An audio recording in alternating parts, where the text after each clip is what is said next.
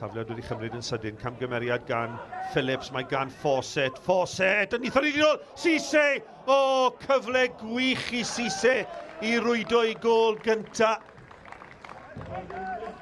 Henry Jones dros y gic gornel i'r tîm cartre, ni chrymanu ddim mewn, Sisay'n godi! A Sisay yn penio Hwlffordd ar y blaen i gôl gynta i'w glwb newydd.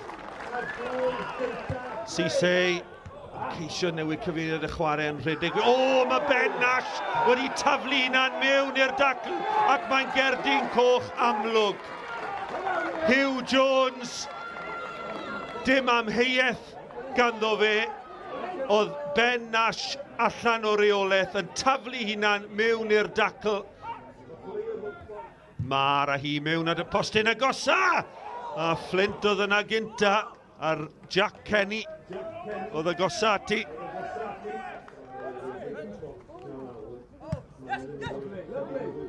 Dyma Sisay yn cael ei dynnu i'r llawr ac Alex Jones, a mae Jones eisoes wedi derbyn cerdyn melyn a mae pethau mynd o ddrwg i wath. Mae'n ail gerdyn coch o'r prynhawn a mae'r capten erbyn hyn yn cael ei ddanfon o'r maes.